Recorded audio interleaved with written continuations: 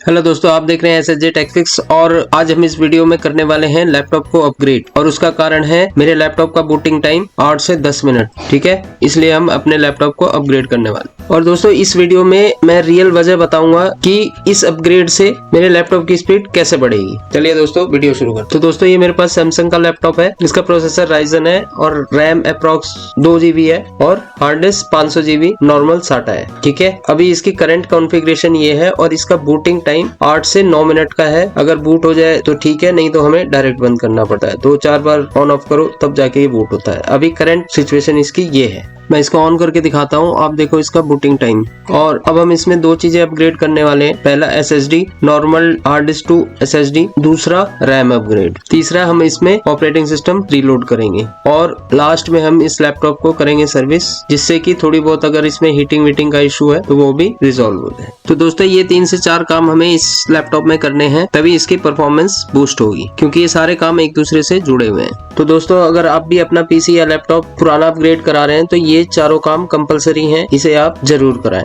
चलिए हम अपना लैपटॉप करते हैं अपग्रेड। तो दोस्तों ये मैंने कब से इसको ऑन करके रखा हुआ है। इसमें Windows 7 है और देखो अभी तक ये बूट नहीं हुआ, ठीक है।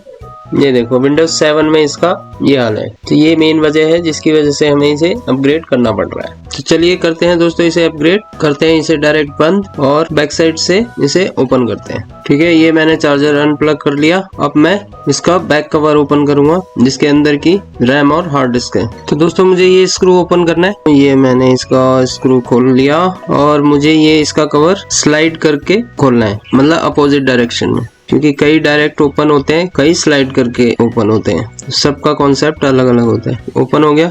इसके अंदर लगी हुई है मेरी हार्ड डिस्क और ये मेरी रैम। ये हम दोनों अपग्रेड करेंगे।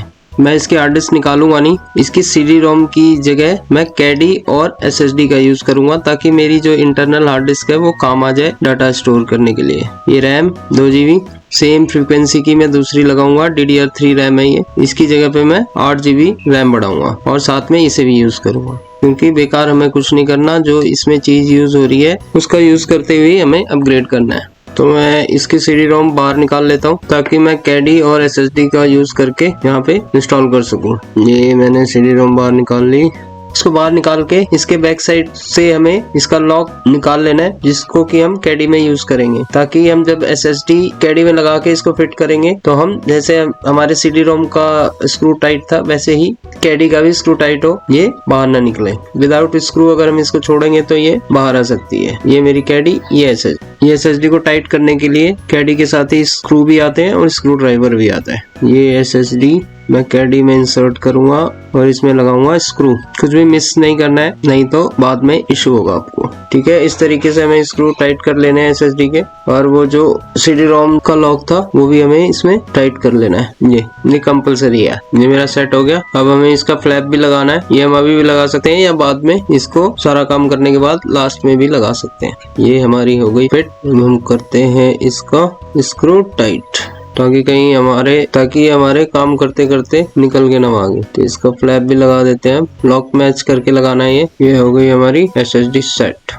अब रैम लगाने का प्रोसेस दोस्तों, रैम को हमेशा 45 डिग्री में रखना है और स्लॉट में लगा के नीचे को प्रेस करना है। रैम अपने आप लॉक हो जाएगी। जो इसमें इंटरनल लगी थी वो लगा देते हैं और नई वाली भी लगा देते हैं। ये मेरी नई रैम DDR3 सेम फ्रीक्वेंसी की है ये, इसे भी हम लगा देते हैं। अब हम करते हैं इसका कवर बंद।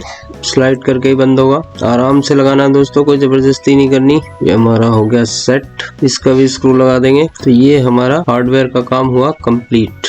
अब हम अपनी पेन ड्राइव बूटेबल बनाएंगे और इसमें ऑपरेटिंग सिस्टम डालेंगे और इसको करेंगे रेडी।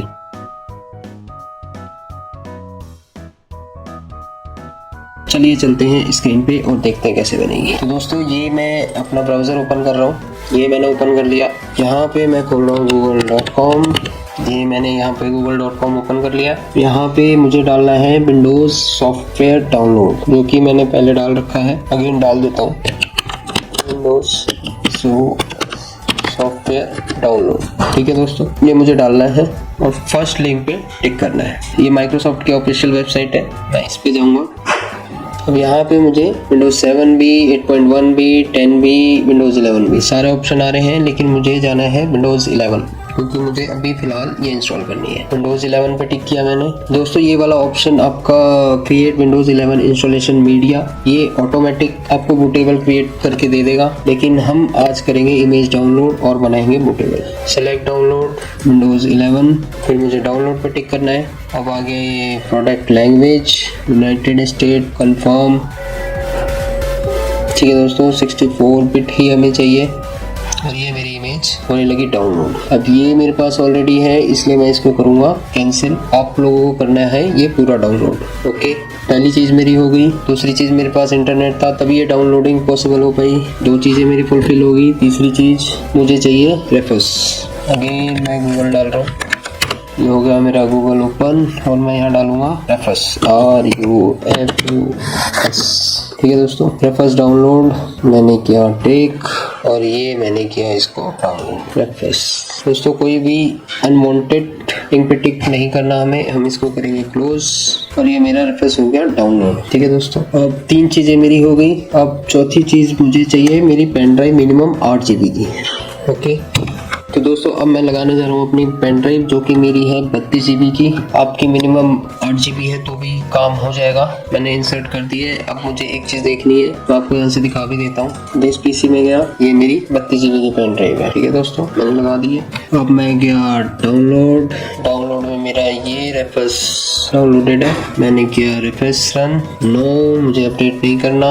ठीक है दोस्तों, अब मुझे यहाँ से करनी है इमेज सेलेक्ट जो कि मैंने अभी डाउनलोड करी है। सेलेक्ट मेरी तो ऑलरेडी डाउनलोडेड थी, मैंने रखी थी D ड्राइव में आई थिंक। ये रही, मैंने D ड्राइव में थी मेरी इमेज, मैंने सेलेक्ट कर ली। अब यहाँ पे ये पूछ रहा है पार्टीशन स्कीम। ओके, ये मुझे कहाँ से देखना है कि क्या सेलेक्ट करना है। अगर आपका फ्रेश PC है, न्यू PC है तो आप GPT में बनाइए, ब्लैंक हार्ड ड्राइव है तो। अदरवाइज हमें जाना है this PC, right click, manage disk management, disk 0, right click, properties, क्योंकि मुझे इसी में विंडोज डालनी है।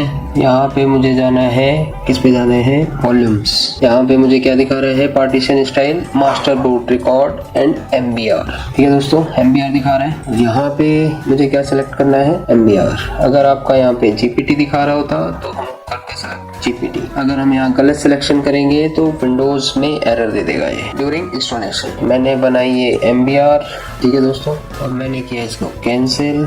अब मैं करूँगा स्टार्ट। ओके, अब ये देखिए दोस्तों, यहाँ पे मुझे ऑप्शन दे रहा है कि अगर आपका सिस्टम में मिनिमम ये चीजें अवेलेबल नहीं है तो ये इसको बाईपास कर देगा। 4 GB रैम से अगर आपका कम है तो भी आप डल जाएगी Windows RAM. Secure boot enable नहीं है तो भी डल जाएगी। और अगर DPM नहीं है आपकी PC में या लैपटॉप में तो भी हमारी विंडोज डल जाएगी। बट लेकिन अगर आपका प्रोसेसर कंपेटेबल नहीं है तो ये एरर देगा। अगर वो चीज भी आपको बाईपास करनी है तो इससे पहले मैंने एक वीडियो बना रखी है विंडोज 11 इंस्टॉलेशन एरर, उसको आप जरूर चेक करें। वहां से आपका प्रोसेसर बाईपास का तरीका बताया गया है। ठीक है दोस्तों, अगर आपके में ये सब चीजें हैं तो आप इसको अनटिक कर सकते हैं। ठीक है, मेरे में नहीं है इसलिए मैं इसको अनटिक नहीं करूँगा। ओके, अब ये प्रोसेस मेरा हो गया स्टार्ट। तो दोस्तों ये मेरी हो गई पेन ड्राइव रेडी। चलिए फटाफट से इसमें डालते हैं विंडोज। ये मैं अपनी पेन ड्राइव इंसर्ट करूँगा लैपटॉप में। लैपटॉप ऑन करके मुझे बायोस में जाना है, CMOS सेटअप में। F2 की प्रेस करूँगा। ठीक है, बूट में आया, बूट डिवाइस प्रायोरिटी, ये USB की। ठीक है, फर्स्ट मेरी USB की होनी चाहिए जिससे कि मेरा लैपटॉप बूट करेगा। सही है, अब ये मेरा लैपटॉप पेन ड्राइव से बूट होगा। प्रेस एनी की टू कंटिन्यू कर दिया। अब ये बोला, इसकी जगह पे आप बूटेबल की भी प्रेस कर सकते हैं। ऑन करते ही F12 प्रेस करेंगे, किसी में F9 होता है तो इन दोनों से भी आप बूट कर सकते हैं पेन ड्राइव से।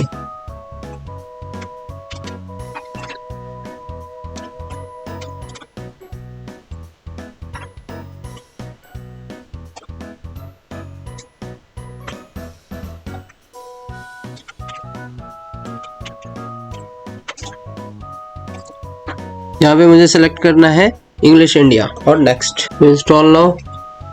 ठीक है, ये एक्सेप्ट पे क्लिक करके नेक्स्ट, कस्टम। ठीक है, ये मेरी सारी हार्ड ड्राइव के पार्टीशन है, ये मैं सारा डिलीट करके फ्रेश इंस्टॉलेशन करूँगा, क्योंकि इसमें जो पहले से हार्ड ड्राइव लगी थी ये मेरी नई SSD है और ये इसकी पुरानी हार्ड ड्राइव है। ठीक है, अप्लाई, इसको भी क्रिएट कर लेते हैं। तो ये मैंने दोनों पूरा पार्टीशन क्रिएट कर लिया। इसमें इंटरनल पार्टीशन नहीं किया मैंने, पूरा पार्टीशन रहने दिया। 250 GB की मेरी SSD है, वो मैंने एज इट इज छोड़ दी, और 500 GB की हार्ड ड्राइव है, तो वो भी पूरा का पूरा क्रिएट कर दिया मैंने।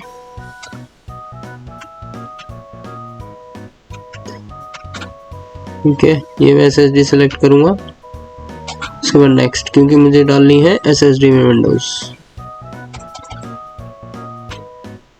ये मेरी हो गई फाइल कॉपी शुरू। चलिए दोस्तों, विंडोज डालने के बाद हम देखते हैं क्या टाइम रहता है इसका।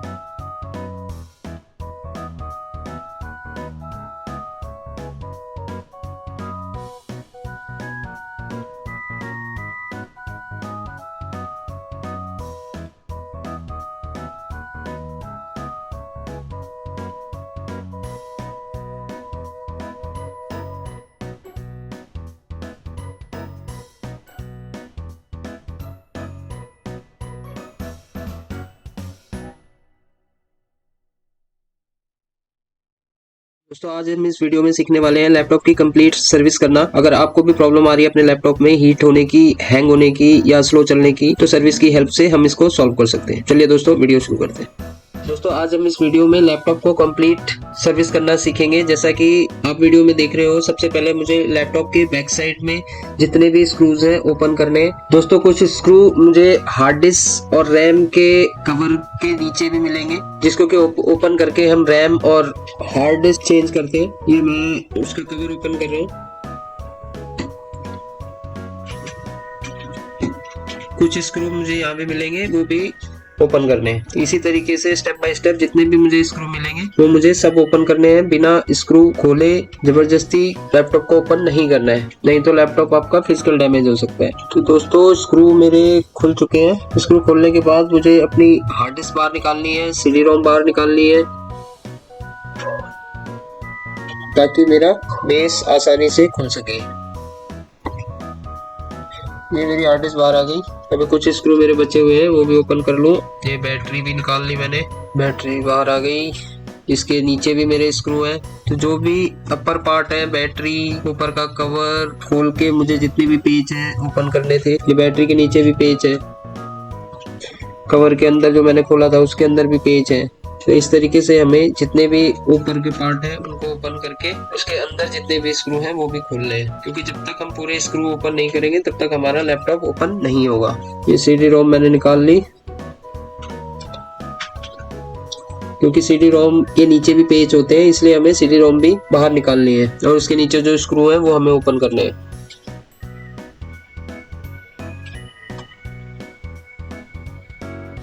अब हम इसको आसानी से ओपनर की हेल्प से इसको ओपन करेंगे। कहीं भी जबरदस्ती हमें नहीं करनी है,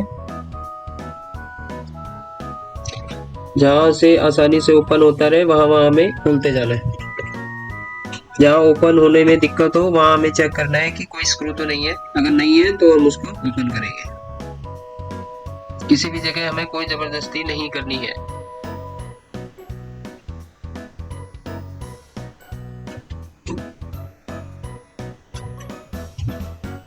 दोस्तों, ये देखा आपने, आसानी से मेरा बैक कवर ओपन हो गया। और अब मैं ये देखो कितनी डस्ट है पैन में, जिसकी वजह से ये हैंग हो रहा था। पहले मैं इसे ब्रश से साफ करूंगा, उसके बाद हम यूज करेंगे ब्लोवर का। ये मैंने ब्रश से पूरा क्लीन कर लिया है। अब मैं इसमें ब्लोवर मारूंगा। मैं लाता हूँ ब्लोवर मार के इसको, तब तक आप एंजॉय करो। दोस्तों, हम लौटते हैं दोबारा इसमें ब्लोवर मार के। अब हम इसका हीट सिंक ओपन करेंगे, जो कि प्रोसेसर के ऊपर हीट सिंक लगी होती है, उसको खोल के हम डस्ट को क्लीन करेंगे और प्रोसेसर के ऊपर पेस्टिंग भी करेंगे। हीट सिंक पेस्ट आती है वो हमें लगानी है।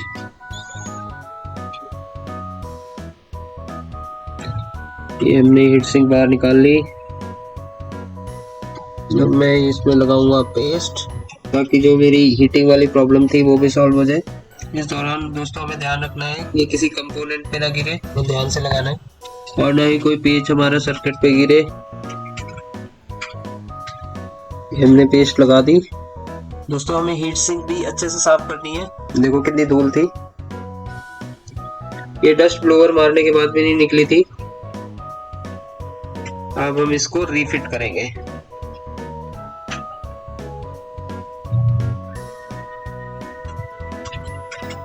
दोस्तों रीफिट सारी चीजें करने के बाद इसको एक बार उल्टा करके चेक कर लेना, कुछ इस पे स्क्रू वगैरह न गिरा हो, कोई मेटल पार्ट ना हो जिससे कि लैपटॉप में प्रॉब्लम हो। तो इस तरीके से आप अपने घर पे ही कंप्लीट लैपटॉप की सर्विस कर सकते हैं। अब मैं इसका कवर लगाऊंगा। दोस्तों कवर भी अच्छी तरीके से हमने क्लीन कर दिया। अब हम इसको रीफिट करेंगे।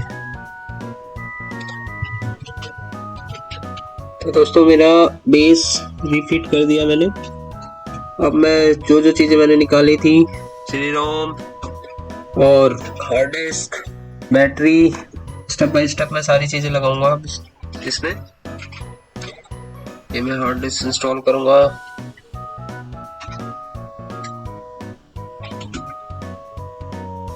और ये मैं फाइनल इसका कवर लगाऊंगा, बैक कवर, जो कि हार्ड डिस्क और रैम का है।